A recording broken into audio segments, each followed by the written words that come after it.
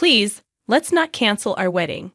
I know I acted a bit immature, but when I saw his face, I felt bad. It seemed like my boyfriend's dad was judging me, and my boyfriend didn't stand up for me. I was really fed up with both of them, judging me just by what I wear or own. At our first meeting, they made me feel unwelcome, and at the second, they looked down on me for not being rich. But when they saw the brand of my coat, suddenly they treated me differently. My name's Jessica Smith, and I'm 28 years old. I work at an airport, and my folks have a fashion business back in Italy. Despite that, I live solo in New York City. That's where I met Jacob Turner, my current boyfriend, at my favorite cafe. He's a couple of years older than me and a regular at the same spot. As we started seeing more of each other, he treated me well, and I quickly fell for him. After 2 years together, he proposed we visit his folks for a marriage meeting. I was overjoyed. It felt like he was on the same page about marriage. His dad, like mine, runs a big fashion brand, and I admired how globally active he was. Jacob, just like his dad, dressed in branded clothes. When he mentioned his dad wasn't keen on folks who seemed poor, I reassured him with a smile, saying I was okay with it. I'm not saying you're lacking in money or anything, but it's more about how you present yourself, he said. I don't think he meant any harm, but his words felt like he was talking down to me. Are you implying there's something wrong with how I dress? I asked. No, I think your individual style is great, he replied. How dare you? I make sure to dress nicely to be worthy of being with Jacob. Ever since I started dating Jacob, I've been paying more attention to my fashion, even on my days off. I always wear makeup now, and I've started to take a keen interest in my outfits, from affordable brands to luxury labels. Jacob's presence always shines brightly, and I feel like I pale in comparison next to him. His best feature is undoubtedly his looks, with his model-like physique and face, and the confident aura he exudes. He could easily be in a fashion magazine. As for work, I earn a higher income and speak multiple languages. In terms of skills and abilities, I might have the upper hand. However, his facial features are so striking that I couldn't help but be drawn to him effortlessly. But his occasional condescending comments bothered me, I admitted. Well, Jessica, you're beautiful, so I think you'll be okay. But just know, my dad is strict, Jacob warned. Strict in what way? I inquired. In determining whether you fit the brand image of my dad's company and if you're suitable for the Turner family, he explained. So basically, my dad is extremely proud of his brand, and he won't forgive anyone who tarnishes it. I might not be able to support you on the day, he added with a smile, which only increased my pressure. What do you mean you won't help me?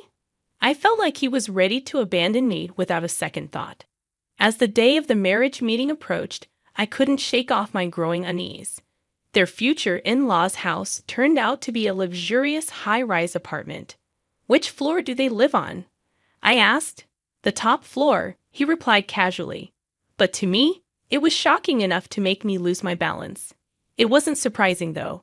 Later, I found out it was a super luxury apartment with a monthly rent of $7,000. The apartment boasted 4 bedrooms, a spacious living room, and a well-equipped kitchen. It was conveniently located just a 2-minute walk from the station, although the rent was steep. Feeling uneasy, I couldn't help but wonder aloud, I hope everything will be all right. To my surprise, he responded with a somewhat tense expression, I'm not sure. It seemed like his father's approval mattered more to him than his own girlfriend's feelings. Clinging to a sense of unease, I stepped into the elevator with him. Upon arriving at his place, we were greeted by his mother.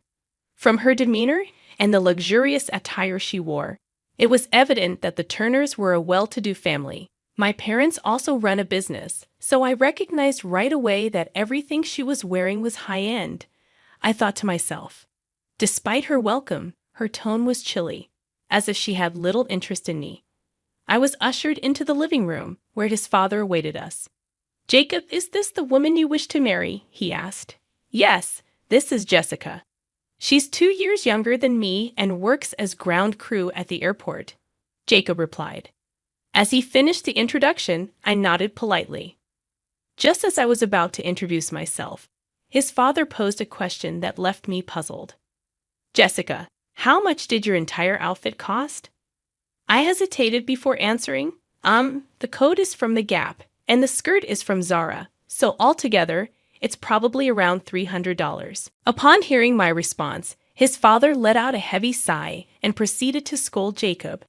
Jacob, you've brought this poorly dressed woman here. Are you trying to bring shame to our family name? I was taken aback. Not only had his father insulted me by calling me poorly dressed, but Jacob, instead of defending me, was apologizing profusely. That's when I knew I couldn't go through with marrying him.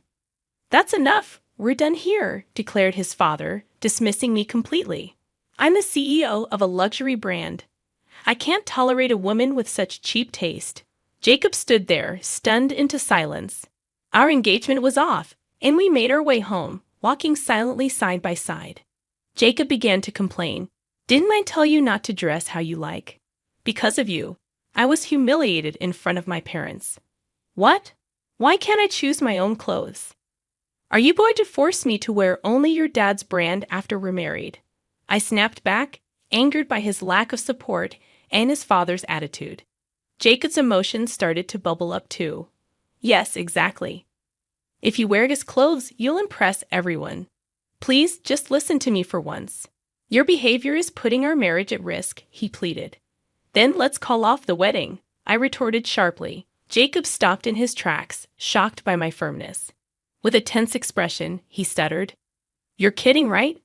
I responded firmly, I'm serious.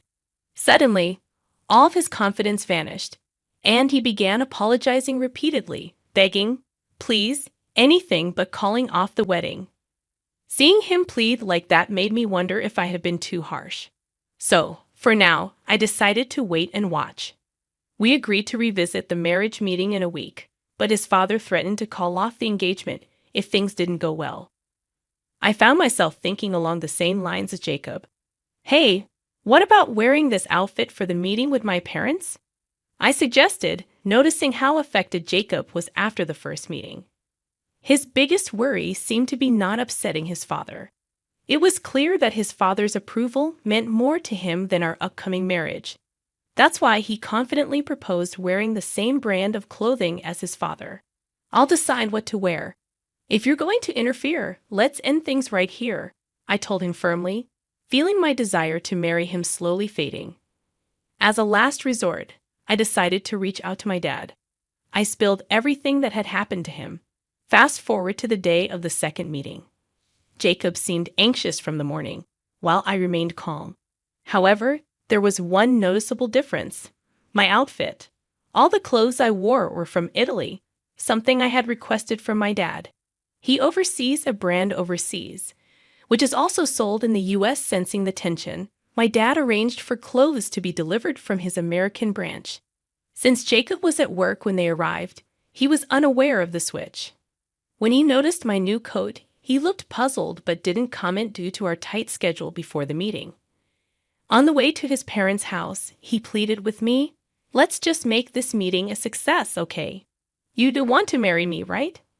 His expression suggested that I should feel privileged to marry him, but deep down, I wasn't as excited about getting married anymore. The growing distrust between us weighed heavily on my mind as we arrived at his parents' house. Despite my inner turmoil, I plastered on a fake smile and assured him I'll do my best.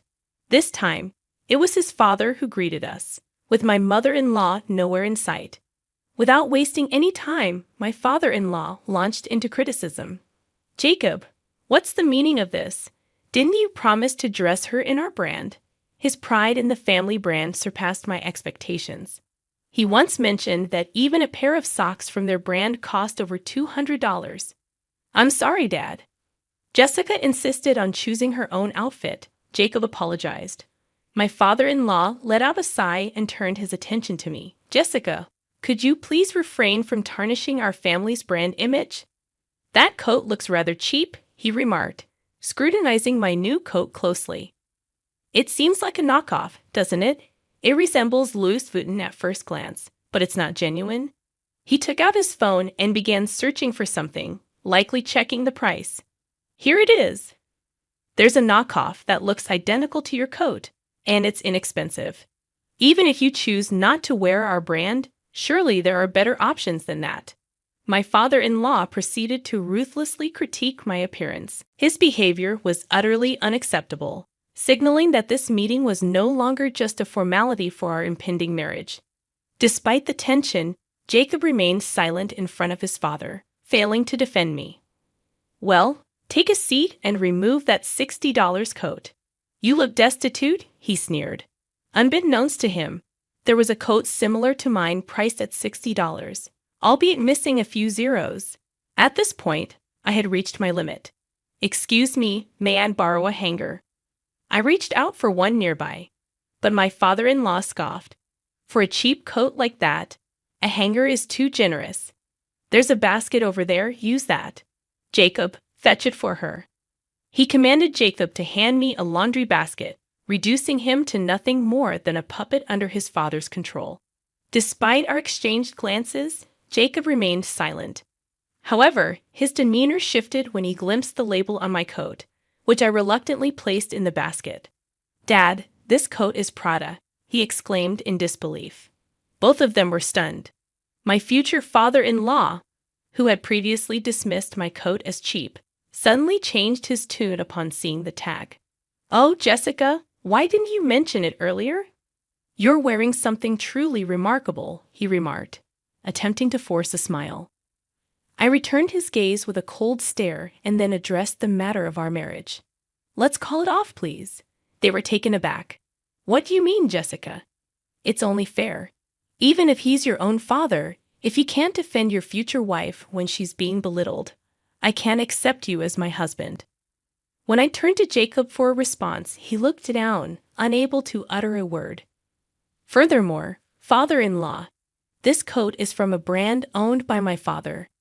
And when I mentioned Prada, it's a collaborative piece with Prada, overseen by my father.